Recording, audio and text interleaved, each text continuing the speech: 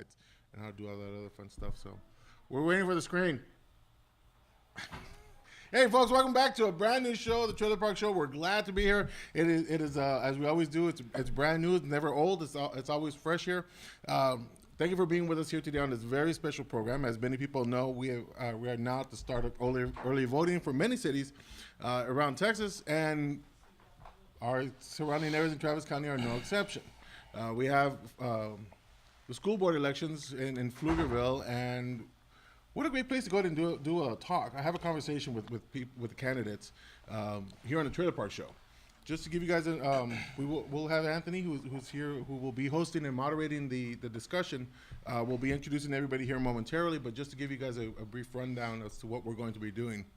This is a casual conversation with candidates. The candidates have been going all throughout Pflugerville, through the Chamber of Commerce, through Black Pflugerville, through Facona, and I believe like two or three other ones throughout this whole election season for the school board, and they've been asked a lot of rigorous questions. They've said, "You've got 2 seconds to answer this question. Go." Today it's not going to be that way. We're going to be a little bit more laid back. This is a conversation with candidates so that they can go ahead and talk to you a little bit about what some of the concerns and some of the questions that have been brought up. Anthony, who is a Pflugerville resident, has spoken to several people across the candidate forums, and have gotten a little bit more information about some of the concerns that have been brought up that have not been able to be addressed at the board meetings or at the interviews. And so what we want to do is be able to have that opportunity to ask some of the questions that couldn't be answered or couldn't be asked during that time. The reason why we're doing this is because people need to know a little bit more. It's always our belief that you should have more information about your candidates so that you can make the best informed decision about who will be directing the pathway, not only at a state level, but also in a community level where the children's future is at stake. So without much further ado, Anthony, please take it away. Thank you. I want to thank our candidates for showing up. Rob Reynes was going to show up. He had a last-minute engagement, and Tony Hansen had a work engagement, so he couldn't be with us. But I thank you guys for coming to this. I've been to all of your forums, listened to all of the discussions at all the other forums. So this will be just talking, no timers, no time limits.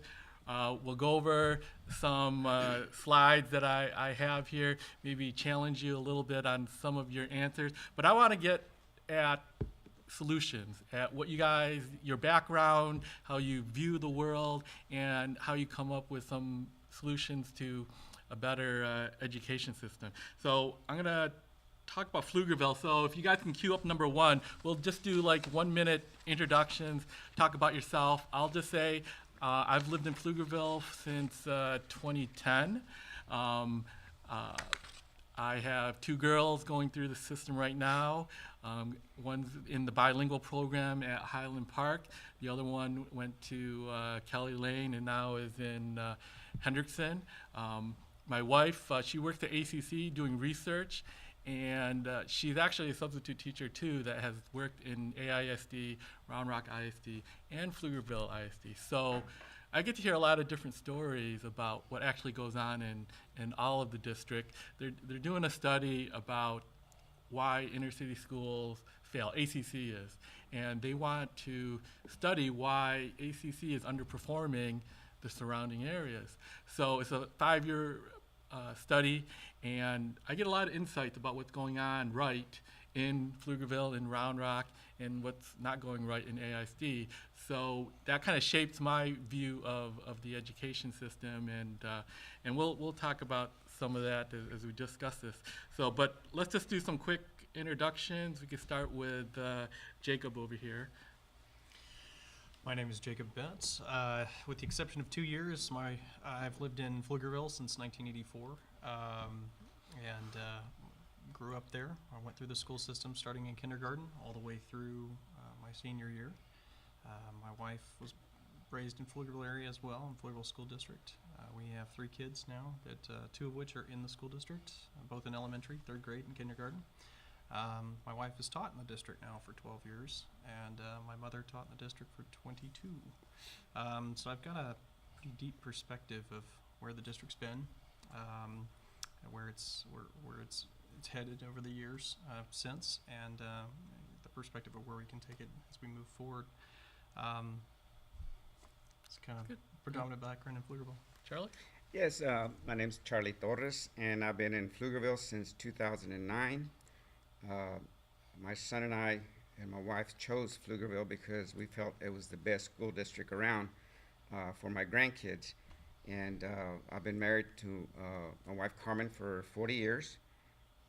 She's a retired school teacher of 34 years. And education has been a passion for us, and I've volunteered in the PTOs, the PTAs, and just in different ways in public school. For about 35 years I've been volunteering, and I'm still volunteering where my grandkids go to school. My grandson is at Highland Park Elementary, and I've been volunteering the PTO there for the last 3 years, and will continue to volunteer in this district and try to help children understand that education is a priority, and it should always be a priority, and they can do wonders if they get a good education.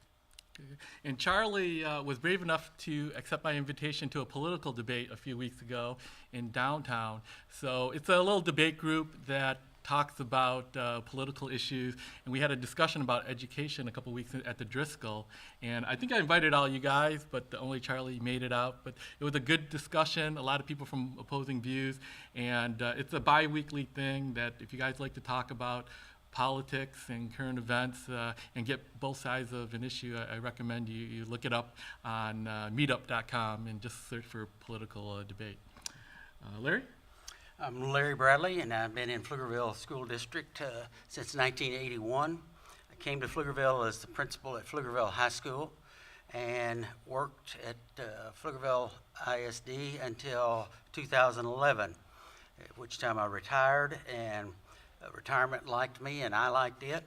And so several years, 3 years into my retirement, someone said, well, you ought to run for school board. So I lost my mind, and well, you didn't have to run the first time, right? Nobody ran against you. Larry is the incumbent, right? That was the blessing. Yes. And now we got 3 people. So it was a really interesting experience for me. We're in Pflugerville because we wanted to be in Pflugerville. When I accepted the job, I wanted a job, and my wife and children wanted places where they could grow up and get a quality education. And research that we did prior to coming to Pflugerville proved that it was one with great community values, a emphasis on education, and at that time the schools were the focal point of the community. It was a small farming community, and so everyone was vested in the school district and in the schools. So it was an outstanding place to be, and we ended up making it home for us and now for our daughters. Both of them are educators. My wife was an educator. I can claim that my wife was the best AP junior English teacher in Texas, and I have the data to support that. And our older daughter is an AP junior history teacher at Hendrickson High School now, and our youngest daughter is an elementary principal. So even though they knew that education didn't pay extremely well, they ended up with sharing the passion that I have and my wife has for education and the benefit to everyone if the school district's run correctly. So it's been my pleasure to serve for 3 years, and I'd like to serve for another 3 years. Thank you, Larry. Cliff? Thank you for allowing me to be here. My name is Clifton Stiles. Like everybody else, me and my family moved here from El Paso, Texas, primarily because of the schools and the beautiful neighborhood Pflugerville is, community-wise. A little bit about myself: I served 16 years in the United States Army and Air Force, and prior to getting out, me and my family were wondering, okay, where are we going to plant our roots? Originally from California, and we thought, okay, if we're going to stay here in Texas, let's try to get as close to Austin as possible. And thank goodness my wife did the research on Pflugerville, and we consider it home. When we got here, we jumped on a number of initiatives on the east side of Austin. We worked with a number of nonprofit groups. And so I think I'd see, I'd have a little bit of perspective on things a little bit different. And we tried to move our concerns up to Pflugerville, where we have a growing African American and Hispanic community, which is a beautiful thing. Some of the reasons why I'm running for school board is to build on what our current board has already done. Some things I think need to be handled differently, and some things have been going very, very well. And I just want to help expound on that with my experience that I have. I have a criminal justice background. I'm a graduate of Houston Tillotson University. And I have 2 kids, well, 3 in our district currently, 2 in high school at Hendrickson High School, and I have a 6th grader at Kelly Lane. So we, again, like everyone here, love our community and just want to help serve the best that I can. So that's why I'm running. Thanks, Cliff. And I'll say, Cliff, I want to thank your organization, Black Pflugerville, for all the candidate forums. I've been to a number of them. That's where we met. I know you and your wife. I think your wife won Activist of the Year last year. And I appreciate all those city council forums and things that you bring to the community. Yes, sir. Yes, sir. Matt? My name is Matt Robertson. I moved to Pflugerville from Wisconsin. I was stationed at Fort Hood out of Killeen. I was a medic in 4th 42nd Field Artillery. I'm married to my wife Tracy of 19 years. We have 2 children, Joshua, who graduated last year from Pflugerville High School. Both my children went through Brook Hollow Elementary School, Parkrest Middle School, and on to Pflugerville High School. My daughter Ashley is currently a sophomore at Pflugerville High School. We moved to Pflugerville because it was a great community. It hadn't exploded yet 16 years ago the way it is currently, and we loved the feel of it. We loved the people, and we loved the school. We moved to the neighborhood we live in specifically to go to Brook Hollow Elementary School, and I wouldn't have picked any other elementary school. My kids loved it there, and we had a great time. Being in the school system for the last 16 years with my children, I've been PTO president, I've substituted, I've had a chance to see both sides of the internal workings of the school and the external as a parent, and I identified places that I thought we could grow, and I have a very strong, passionate vision of the future of Pflugerville's education. That's why I'm running for school board. I'd like to think that I have a lot of ideas that haven't been thought of, a different way of doing things, a more up-to-date version that can bring a greater sense of education to our schools. Thanks, Matt. And Matt is also president of his HOA. He's a member of FACONA. So that's where we met years ago, and that was the last forum that we all were together on last week. So you guys got slide number 1 queued up yet? Okay. So I just want to talk a little bit about Pflugerville. I forgot to tell you what I do. By trade, I'm a manufacturing systems engineer, or education. By trade, I'm a senior solution consultant. So I like data. I like numbers. I believe that you can't manage what you can't measure. So I look I like to look at numbers. I do that for my craft. So a little bit about Pflugerville. We have about 60,000 people in the ISD. There are kind of double that. So the ISD actually encompasses areas of Austin and the ETJ. So it's pretty big how many people are in the ISD. The Pflugerville ISD is the #1 single employer in Pflugerville. Average age is 37, medium income is 76, average house is 174,000. 92% of residents have a high school diploma, but only 34% have a college diploma.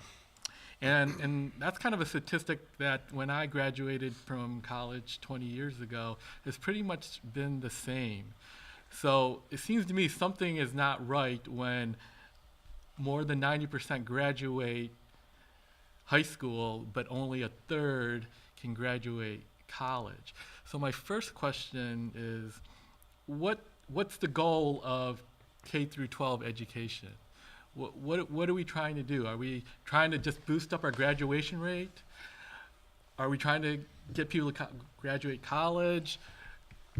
What do you guys think is the goal? My goal as a parent is to support my child in whatever endeavor they choose. You know, I encourage my kids to go to college simply for the fact because I know they can get a higher paying job and have a more comfortable lifestyle as they grow older. But as a parent, whatever they choose to do, I would support 100%.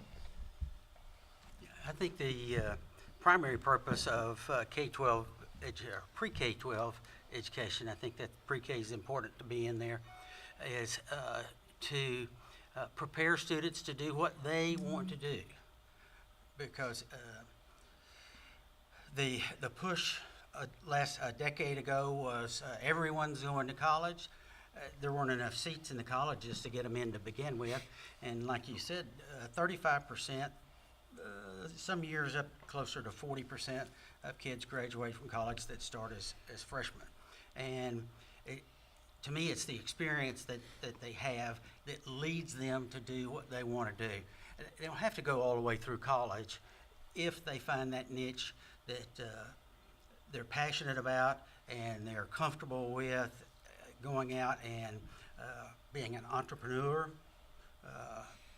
Is the school district doing enough for those people that may not have a college path? You know, If I can interject real quick, I think what we've heard so far is, college isn't necessarily for everyone, but then again, as you can from your chart, everyone doesn't have the financial means to go to college, so that forces our kids and families really to try to figure out a different path, which isn't necessarily a detrimental thing or a bad thing, because there's plenty of trades and apprenticeships and plenty of jobs that can sustain a family. If I'm thinking of a living wage, we've heard that term before, anywhere between $12 to $15, let's say. Yeah, you're not living the lap of luxury, but you can, if you're wise, support a young family starting out. And there's plenty of jobs that give that opportunity to kids. Myself, I didn't even think of college. I went straight into the military. From the community that I was from growing up, I didn't think twice about it. I was surrounded by military all my life, and so that was just a natural choice. And I think a lot of our kids make that choice. A lot of kids want to, if they have the means, travel, and a lot of kids do stay home and just try to figure it out. Our education system up to the 12th grade, in my opinion, should be a very holistic, solid base to allow our kids to think, to reason, to have those required basic math skills. Let's say if you wanted to get into like construction and things of that nature. So, like Mr. Bradley said, there was a push, but again, everybody wasn't financially ready or to. There push does their seem to kids be into more college. recognition that vocational activities should be acknowledged now, and college is not for everybody. Yeah, But I don't right. I don't really see that happening as a No, but legitimate path. I don't know that I directly fault the district for that. There's been a push nationally away from vocational skills and away from non-collegiate paths. We've pushed, even in my time, in high school, now, 20 years ago when I went in, it was focused on getting those students to college, which is what all we focused on. The reality was that the vast majority of my classmates did not go to college. They went into the military. They went into trade fields. And quite frankly, most of them were highly successful in those fields that they went into. Most of my friends that went to the military route came out of the military and came into careers that were highly profitable for them. They had advanced skills and skill sets for that. So this notion that somehow non-collegiate bound students are shortchanged is kind of foolhardy, because I'll take my brother as an example. He's a professional welder, and at his age, my younger brother was earning much more money than I was as a college graduate, and Probably no debt either. professional, yeah, and no particular debt in that field, which I carried for some years. I think the goal of K through 12 is, as we've said, this foundational element, this building a solid base for young people, so that regardless the path they choose, once they graduate, they're moving on to that next stage with the proper skill set to excel. Again, I'll use my brother. I have never used advanced mathematics in my professional career, other than a few statistics. My brother uses advanced trigonometry and geometry virtually daily, assembling buildings and other various tasks. Who knew? But that's something that at that K through 12 level, and especially as they move into the 8th, 9th, 10th grade, it's important for kids who do want to go that path to understand that. But it's also important for those that want to go the collegiate path to understand that there's a broad spectrum of capabilities and possibilities for them that go beyond just simply heading into academics. Some kids do much better by going off and learning skills and learning trades and working for 3, 4, 5 years, and then going back to school. College will always be there. And if your career path ultimately takes you there, even in your 30s, 40s, so be it, or beyond. Charlie? I think this is my feeling on the goal that pre-K through 12 education, and this is what I believe in, is preparing them with a quality education so that they can be prepared for whatever goal that student has once they leave high school. Now, that kind of creates a little question mark. Have they got a goal set? Or are they going to start going to college and then decide after a year or two, this is not for me? Now they've created some debt. So to me, trying to get those students at an early age, 8th, 9th graders, trying to get them to focus on a career path. I mean, like Jacob said, when I graduated from high school in 1974, it was like, you got to go to college. And that was it. That was what they got us prepared for. But as time went on, and serving in my previous school board experience at Gregory Portland ISD, we had cosmetology, we had welding, we had health science. We had a partnership with Del Mar College, so that the students, when they finished high school, they basically had an associate's degree in a field that they wanted to go to, whether it be health science or whether it be cosmetology. They could actually take their certification, and they went into either working for a business or build their own business. And I know of one because I go get my hair cut there every once in a while, and I did when I was there, because she built a great hair salon. So I believe in students, getting them ready to either they're going to go on to a 4-year or a more advanced college, or for vocational and technical training, because there's a lot of good jobs there. One quick example, right now that welding program that we had at Gregory Portland ISD, they've had to double the class sizes on that because they're graduating from high school and going in earning $65,000 a year. And I would like to see that partnership here in Austin with either ACC or with whatever community college we can. Well, that's partnership great. with. I'm glad everybody acknowledges that college isn't for everybody, and I just hope that the district recognizes that too, because it is the majority of people that live in our community. 65% don't have college, so we Anthony, need to have a path. To speak on your question real quick, your question was, is the district doing enough? I think in some ways they are. I mean, we have the fire academy at Hendrickson, training students to become firefighters. So there's other programs out there that we're offering, and it might not necessarily be at all the schools. On the other hand, some areas we're lacking is skills like typing. They don't teach typing in school anymore. And you're going to use typing in every job almost in the United States. I don't think, and maybe Gabe, you can chime in. In Maynard, don't they have a dual track program that they kind of talk about up front, where the students can pick a vocational school versus a college path? And we don't have that in Pflugerville. It should actually be already in place thanks to House Bill 5. House Bill 5 off of the 83rd legislature.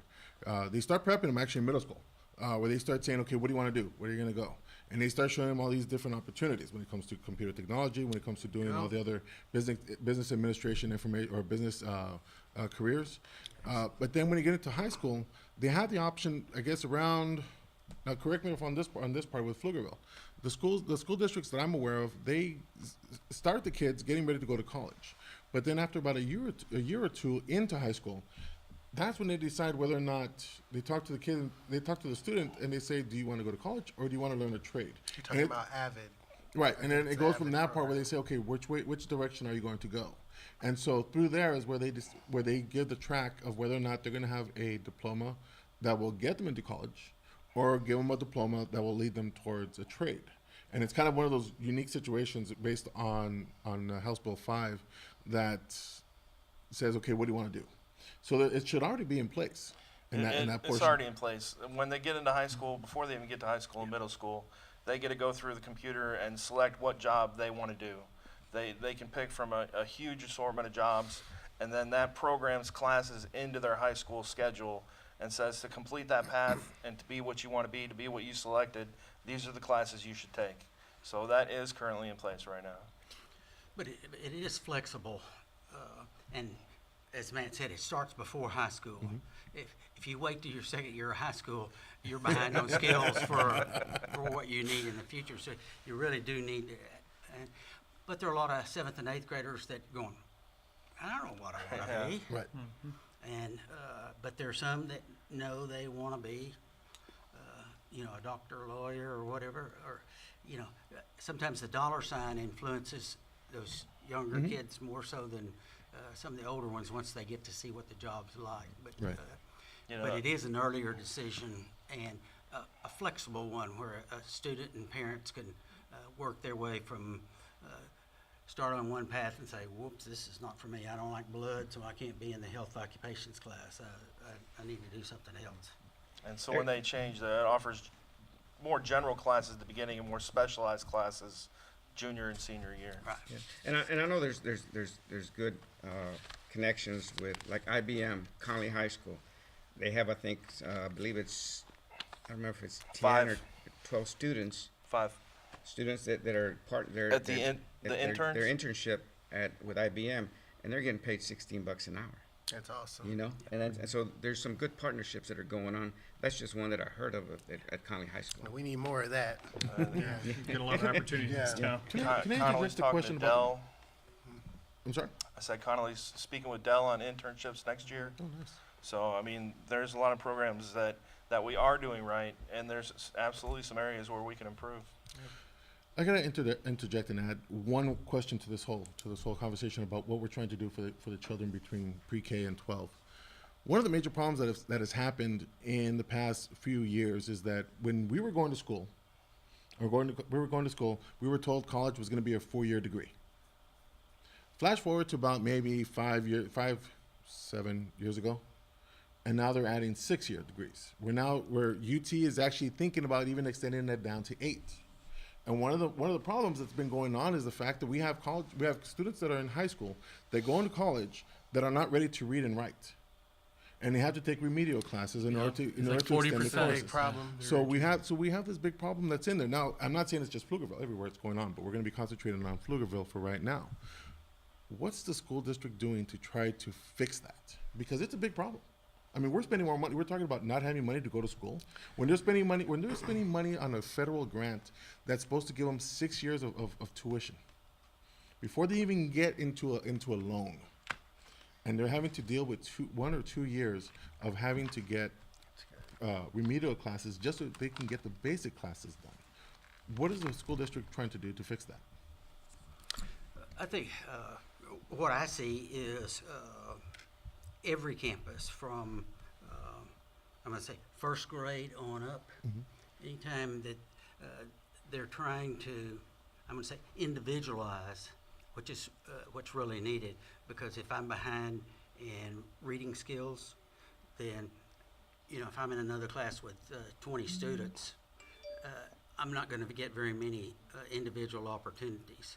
So the structuring of the reading programs from in elementary school all the way through, because we know the data says if you're a non-reader at the 3rd grade, you're twice as likely to drop out of school. Right. If you're a non-reader in the 7th grade, your chances of a living career, as was referred to earlier, is very slim. So it has to be remediated before they get to middle school, if at all possible. Right. But the effort can't stop just because they don't get there on that time. That's one of the difficulties with public education to me, is that we're constrained by time. But one student reads at 1st grade. They don't need to be doing the same thing that the rest of the 1st grade class is doing if they're already reading at 1st grade level. We need to have those enrichment activities where they can move forward. Same thing goes through high school. If we had a young man, probably 10 years ago now, finished every math course that he could take in Pflugerville ISD. And we started contacting colleges. We finally got Cal Berkeley to offer him a linear algebra class via the internet. No other university in Texas, no other university in the United States would offer him that opportunity. Wow. And Yeah, I'm sorry, I didn't Go know. ahead. Okay, here's my opinion on that, or I think class sizes sometimes are too big, and puts an extra stress on those teachers that are working very hard. They're doing a great job, but when your classes are too large, they can't individualize the help that some of these students need to bring them up to par. I think we really have to look at the class sizes to help more students. And here's another thing: we've got a lot of parents. They're either single parents, for whatever reason it might be, and they're working a couple of jobs or 3 jobs. It's hard for them to really do what they need to do with those students. Stay home and read with them, because they're working 2 or 3 jobs. So I've always believed in that saying, it takes a village to raise a child. And that's why I want to participate with the educational system more, to try to help more students to be that, to bring that concept that it takes a village to raise a child. That's a great question that you brought up, and that goes back to what you said about 92% of our kids are graduating. So if we are seeing that issue, if we're gonna target that specific population, then what's going on with those kids, and why aren't they within this 92% graduation rate? Because I'm quite sure you're not gonna get through STAR tests. We're testing our kids heavily, so we know which kids can read, which kids can write, which kids can perform the math at whatever acceptable level we have here. Question to that. I'm very grateful that our legislators are about to brings so much money into our schools, HB period, 21. here. $1.8 billion. Yes. Where is that money going to go? We already spent it. We just approved the raise. There $5 you- million. That's where it's going. Well, we know some of that money is going somewhere. Part of the problem with that bill though is that it should be taken away. It's going to be taking away part of the career technologies, if I remember correctly, on how that bill is. So it's going to affect middle school. Okay. But yes, you are correct. My- They're working on getting My more question, money, though. my point is this: in our district, we only have about $50,000 going to social services. That's district wide. My question is if we're going to focus and target kids that need that help, we're gonna need to put the funding behind that so that we have the additional aides and possible, student aides, teachers aides, social workers. I understand we have one social worker in almost every one of our schools, which is a beautiful thing. And I'm sure they need more assistance. Well, I'm glad you brought up money. I Can think, you, I think slide we need number to, two. I Slide think number we two. need to do that if we're going to effectively attack that problem, So this is because that's the reason why a little bit our hard to OCs see. are filling up. But what this shows is the comparison between Westlake, Lake Travis, Round Rock, Leander, Pflugerville, and AISD. And the bar is the starting pay for the first year teacher. So for Pflugerville, before the pay increase, it's about $45,000. AISD is the highest at over 50,000, but Westlake is the lowest. Westlake and Lake Travis are the lowest at 44,500. You can't see it there, but the ratings, as you guys are probably aware, Westlake and Lake Travis, according to greatschools.com, our average is a 9. Round Rock, Leander are 8s, and Pflugerville and Austin, if you average it all out, it's about a 6. So if you're looking at that, it looks like the more you pay the teachers, the lower scores that they are getting. So my question is does money really make better schools? Or is there something else there that we're not seeing? Because a lot of the argument is that, yeah, we don't get enough money and we need to retain our teachers and we need to pay them more. But if that's the case, Westlake, which is the average homes there are over $1 million, they have the best schools, but they pay their teachers the least. Austin, they pay them the most.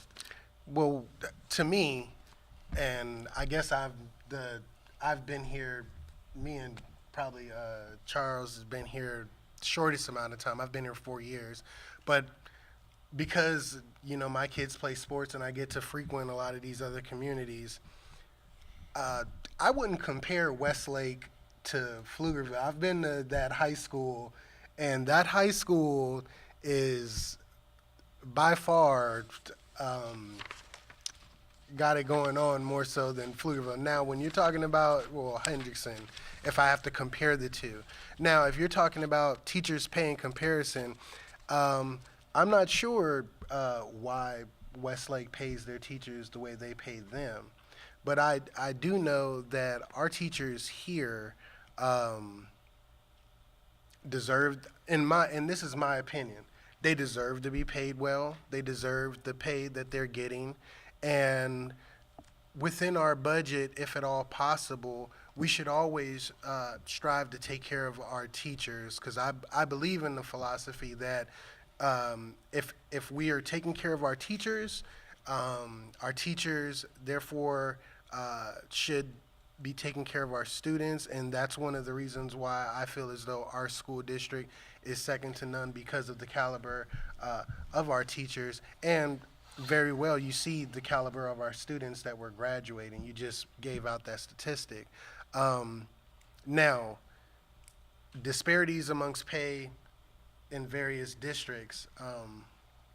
I think a lot of this, hopefully, with this windfall that's coming down, is going to sort of plateau all of this out, because I think that's part of why our legislators But did do you this. really think just giving more money is going to make better schools? I don't think it's giving money. I think it's I think it's paying the teachers what they're worth We also have to take into account. for what they do. Yeah, and we have to take into account that statistic too. We're talking about first-year teachers, okay? If we look at the pay curve, Pflugerville, it's not the first-year teachers that we're talking about when it comes to pay.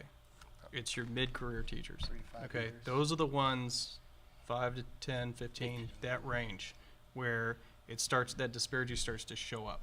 Now, we're trying to make comparisons to things that I don't think are fair comparisons. First-year teachers, and pay don't equate to better schools. That's not what we're looking. What we're looking at there, as far as differences in districts, you got to take into account community involvement. There you go. You got to take into account private fundings that comes from the community itself, PTOs that have significantly higher yields. There you go. You have to take into account those factors that do have an effect, have a gross, a gross effect on the outcome of education in the schools. So I think you've got two different issues going on there. The pay element is those mid-career teachers, and in Pflugerville, that curve is lower than the majority of the surrounding communities. At the beginning of their career, it's pretty good, but that's not really where we're hearing that outcry. Well, that's what I'm trying to drive at. What is Westlake and Lake Travis doing differently? If it's not the pay, what are those things? I think you also need to look at the demographics. There you go. I don't think you can compare the demographics of Pflugerville ISD to Westlake. Pflugerville is around 50% Hispanic. Now I'm off a little bit there, but it's 50% Hispanic, 20% African American, 20% white, and the rest is Asian American. There's a disparity there. If you really Looking at compare Westlake. Westlake to Pflugerville, There you go. it's going to be totally different. Totally I bet. different. It's not going to be the same. And I think we have over 50% that need assistance. if I'm Social- not- We're talking Socially about disadvantaged. economic, I think, Yes. is the That's the bigger. bigger issue. Yes, More than socioeconomic That's is the about bigger 50%. It's your economics. Because So the question becomes, how do you solve that problem? And so one of the things would be a parent resource center. You know, every person that's going through parenting right now, that situation has already come up with previous parents, and they've dealt with it somehow. They've had an outcome, they've had positive outcomes, they've had negative outcomes. If we can put together some kind of parent resource center where every time an event happens, say, hey, you can go and call this parent resource center, log your event, and this is the result. This is the actions you took. Did it turn out negatively? Did it turn out positively? You know, we can, when I say parent resource center, I don't think that I'm a better parent than anyone else, or that, you know, that I do a better job parenting my kids than anyone else. But if we don't look at trying to improve ourselves as parents and becoming the best that we can be, you know, there's things out there that I can learn, that I can improve on to become a better parent. And there's other parents out there that have found these things, and if we have a way to log them in you know, a parent volunteer-based resource center, so that way we don't even have to pay for it. We have parents from PTOs, you know, putting, all we have to do is provide the resources, you know, a computer and a phone, and that could be in place, and a room for somebody to be in. Yeah, one of the things that we're looking at also is, if you look at the lower socioeconomic student, doesn't have as many experiences between birth and kindergarten, first grade. Most of those kids are probably reading by age of 4 at least, if not 3, and probably a few more than that, because of the experience their parents are able to afford to give them. That, and it's just like, if you look at a lot of sports in Texas, the sports that are really highly skilled, we'll say volleyball, for instance, the schools whose young ladies can play select club volleyball, that just means you got enough money to pay for your Trainers. entry into the sport, have a lot more success than girls that start the sport in the 7th grade. They don't have the skills necessary at that early age. And the same thing holds true in the classroom. If you don't have those skills and working on those skills, access to those skills, then you're behind the 8 ball when you're starting. And that's not fair to kids as a whole. We've got to find a way, whether it's a parenting center or whether it's additional opportunities for time on their educational. Is there needs. anything that the administration can do? I have this debate with my wife all the time. She's working at Andrews Elementary right now in East Austin. This school's rated like a 4, and they got their STAR test back, and she says none of her kids have passed it. 0 have passed the STAR test. But they're going to just let these kids go through, migrate to the next level. And she says it's administration because they're so overwhelmed. The demographics there are so bad that they kind of treat their kids like they're just a daycare, and they're just pushing them through because they have to, because they don't want to have to deal with them year after year. And when she goes to other districts, it's not like that. They hold them back in Round Rock, and if you don't pass, you don't pass. And my biggest fear is that Pflugerville becomes like Austin. There was one chart that I want to show you, but the southern area schools in Pflugerville are rated 4 and 5.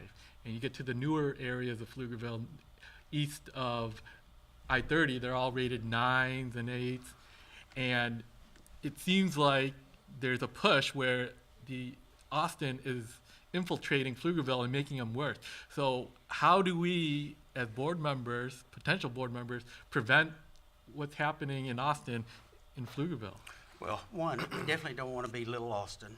And two, some of the schools, Palmer Lane Elementary, I'll mention them because they are one of 17 elementary schools in the state of Texas last year that got all 7 distinguished awards. Now you're talking about a 90% low income. You're talking about majority minority campus with Hispanic and Vietnamese, and there are very, very few Vietnamese teachers, bilingual Vietnamese teachers in Texas to begin with, and across the nation. But there are things in each individual and each campus has to own the performance of their kids. That's right. If you don't own that, then it is the administration's problem.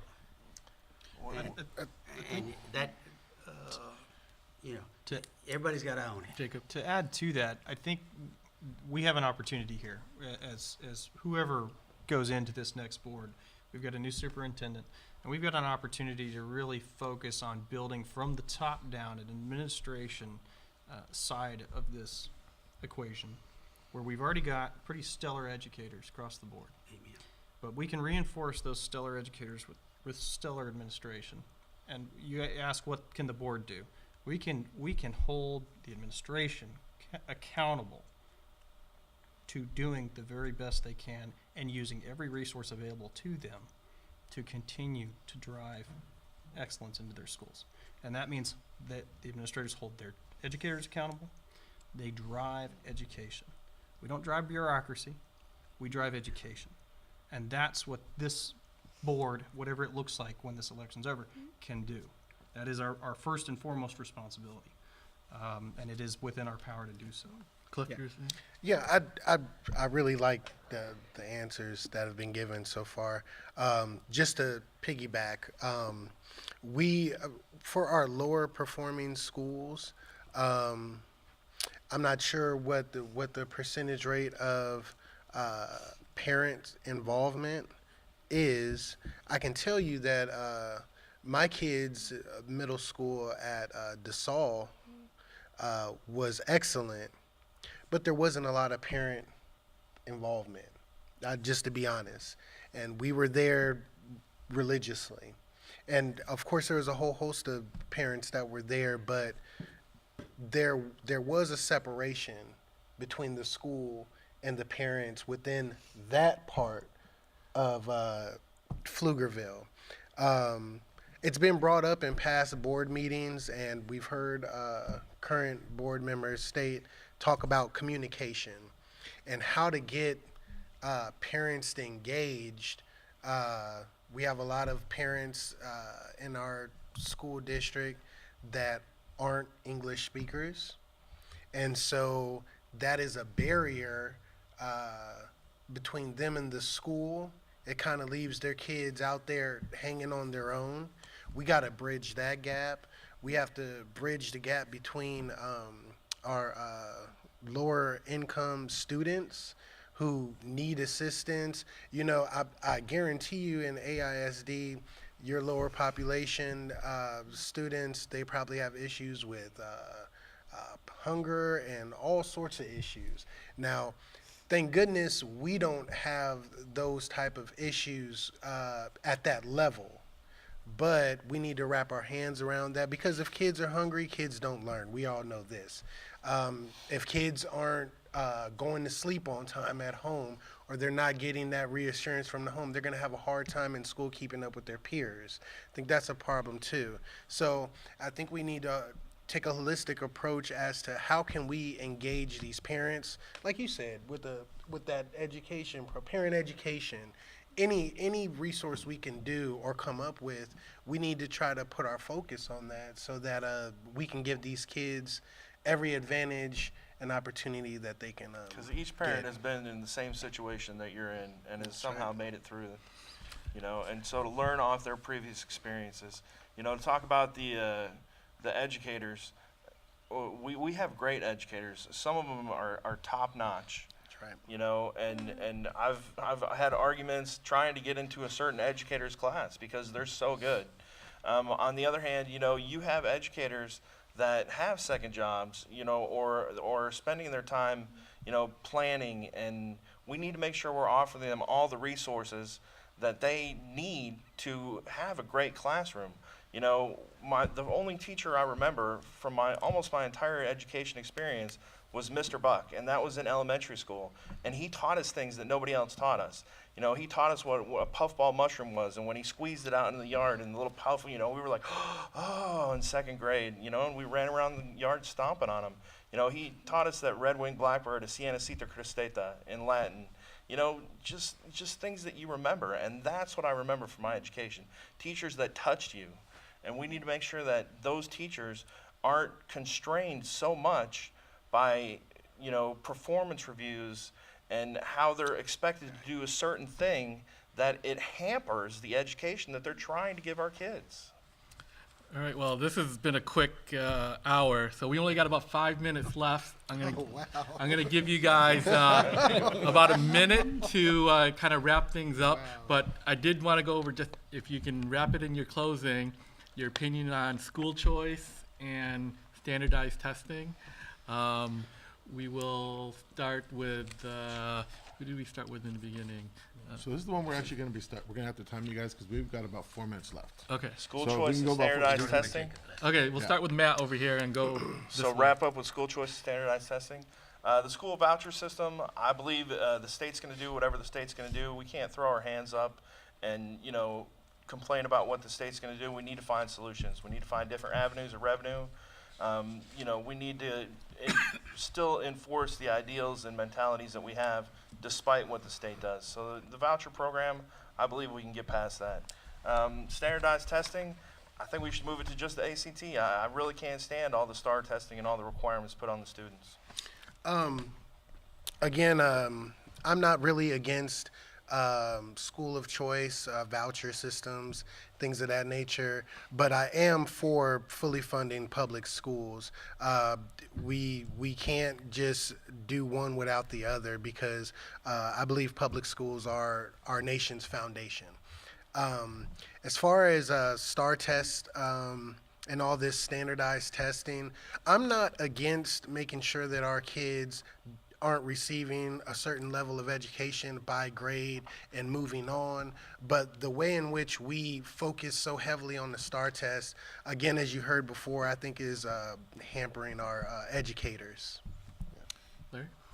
Yeah, because of my passion for education and because I want every child to do the very best they can, I think that as our board, we need to continue to push the expectation level of even the pre-K kids, keep pushing that up and grow from the bottom up rather than top down like a lot of laws. I'm not in favor of school choice. I'm not in favor of vouchers, because you don't fund public education to the extent that constitutionally the legislature should. So how can they give away money that they're not spending on public schools, on schools that choose to use another avenue for their school? John Rothstein, I had the opportunity to hear him, and he's done educational research for about 40 years. He said, if you have dental care, vision care, and food, you can save a lot of students. Okay. Like And, Charlie? Really quick, I'm not in favor of the school choice, school vouchers. I believe that as a trustee, you would charge me with being responsible to hiring the proper administration, make sure administration runs our school district properly.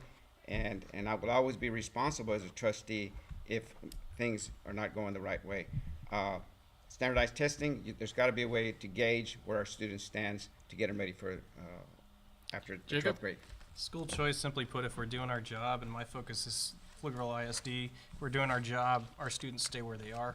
And as far as standardized tests go, we need some standard element for evaluation, like the ACT or SAT, but our focus in day-to-day education should not be teaching to that test. It should be getting our kids ready for what's next. Awesome. Here. Well, we've got about less than 30 seconds left. We Good want to thank stuff. everybody for being here. Yeah. Thank you for allowing us to spend about 58 minutes of your time. Vote. Yes, made it 2 please go hours. vote. Early voting has already started. Next week, we will be having the Indivisible Indivisible group, group. as part of celebration for May Day. We're looking forward to having that great conversation with them. Please join us next week, and also please watch for the new episode that's going to be uploaded to YouTube. Until then, we will see you guys next week. You guys take care. Vote. Bye-bye. Vote. Thank Night, you. and get out and vote.